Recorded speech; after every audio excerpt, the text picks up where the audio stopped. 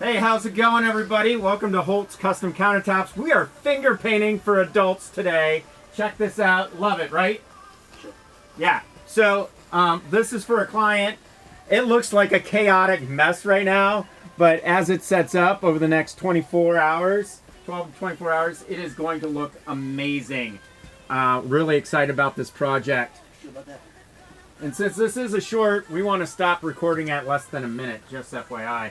I have one of my sons, Zayden, who's at the camera, and Xander, who's getting his hands dirty.